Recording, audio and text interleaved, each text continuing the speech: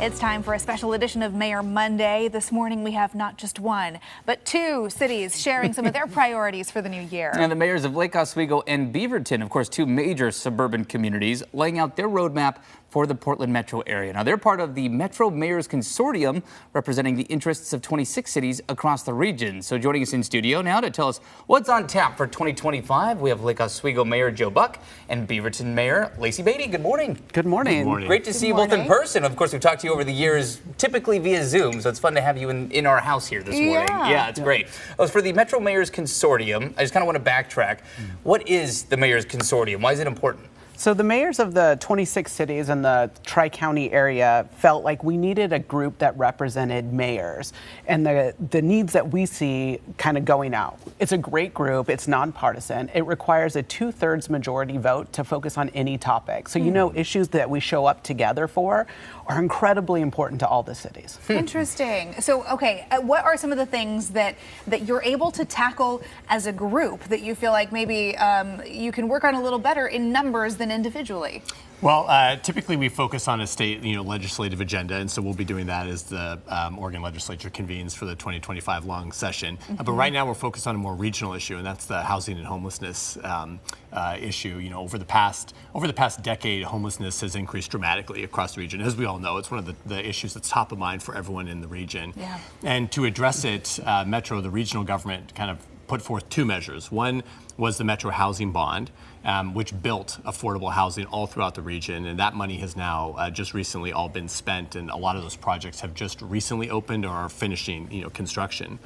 And then they also passed the Supportive Housing Services Tax, which is a tax on certain businesses and high-income earners, which is to kind of provide the services that the residents who live in those housing developments need. And so now the mayors are engaged in a conversation looking at the future of that supportive housing services tax. So how do you go through this when, just looking at this, how layered the approaches? Of course, you're looking at the state legislative session coming up in just about 2 weeks' time. That's just around the corner. And then, of course, at the city level, how does this all play into what you're looking at? State, city, how do you tackle these kind of Oregon macro issues like homelessness? So homelessness is a great example of it takes every level of government working together to accomplish anything. And the Supportive Housing Services bond that voters approved to address homelessness, we're in our 3rd year of operation. Metro has convened, again, the regional government, a conversation because that tax is collecting more revenue than they anticipated. So Metro is asking cities to convert that money to housing.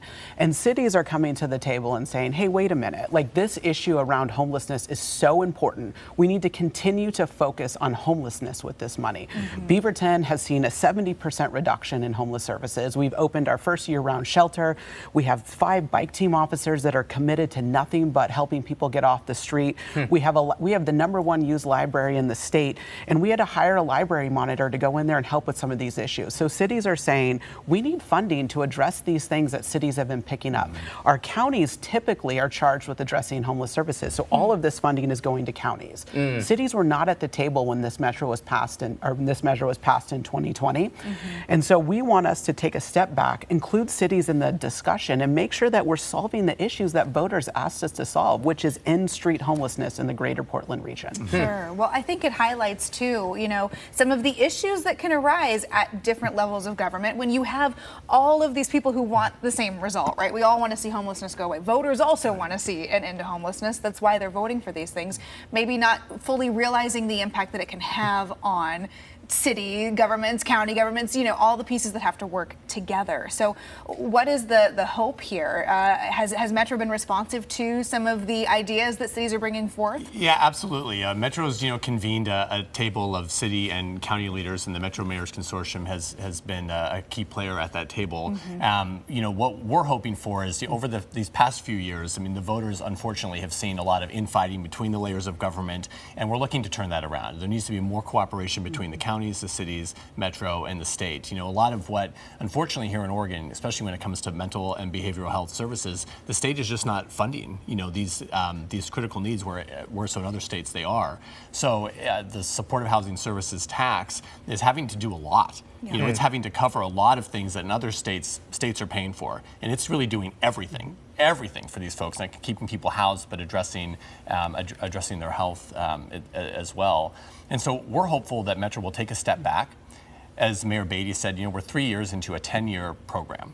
And the public trust in this program is pretty low right now, unfortunately, because of what folks have been seeing play out over the past few years. And so we'd like to show the voters that the layers of government can work together. The counties are definitely at the table with the mayors. We all want to be partners in implementing both effective and efficient services with this money to show voters that if there's an extension, that we have a better understanding of how much money is needed to provide these services, what exactly the money is going to be doing, and over what and over what time frame. You kind of touched on something I wanted to ask, which is the sentiment. This is a lot of, I'll say specifically with Portland, but and again, this is not your neck of the woods that you're governing, but with the homelessness issue, people have been frustrated. Oh, they're not talking to them, they're not talking to whatever that problem may be. How helpful are these consortiums to kind of like lay that groundwork, get everybody in the same room? You're talking to each other and then can take this one step further. I think mayors by definition are conveners. Yeah. And so a lot of our power lies not in structural power given to us by voters, but our ability to bring people around a table to have a conversation. So the 3 county chairs and the mayors have met multiple times about this issue. And that's something that never really happened in the past. We have 3 great county chairs that are wanting to address this problem as just as alongside as the mayors. Infighting in Portland is, a clickbait thing that happens in the news. There's so much more work that happens together that voters don't see, but that's not a sexy thing to click and read an article about. I think we're all hopeful that the new mayor and the county chair, Jessica Vega-Peterson, are going to make strides, and they already have. And I said, it's not fair to say that nothing's been addressed. They have been reducing homelessness. It looks better in Portland. Just driving down here today, it felt different than it did even a year ago, but we're nowhere near completion. We're 3 years in. I mean, most of us didn't even have a homeless strategy 3 years ago because we had no funds to do it. And so let's show voters that we can do this, and I think we can. What do you say to voters who say, sure, I see a lot of work happening here, I hear the government talking about it, but it doesn't feel like it's moving fast enough? Well, I mean, we see with our eyes, what's taking place on the ground, and these are people's lives, that are being addressed, and so these services are critical, and they're really life-changing. And the Metro Housing Bond has been so effective in putting affordable housing all throughout the metro region. It used to be concentrated. We used to think about, well, Portland is where affordable housing goes, and now all of our suburban communities, and this has been the region's plan, have affordable housing and making sure because people become homeless all throughout the region. Not just in Portland. They become homeless out of Lake Oswego. They become homeless out of Beaverton. So people need to be able to stay in the communities which are growing up. And so this is providing a lot of stability for families, for kids who are able now to have 4 walls and able to go to the same school all throughout grade school instead of moving around and having that kind of instability. But to really achieve the promise of this affordable housing bond, cities and counties really need stable funding to be able to nurture and provide the services that these residents need to be successful. And so I think that promise is there. And like Mayor Beatty said, there's lots of really good cooperation with new leaders now just having been elected throughout the region and coming to the table wanting to work together. Yeah, everybody ready to hit the ground running here in 2025. Appreciate you both coming in. It's great to get this perspective. Really appreciate the time. Thank you. All right, thank you. And again, to stay up to date on what's happening in cities across our region, you can always check out our previous Mayor Monday segments on KOIN.com. Just click on that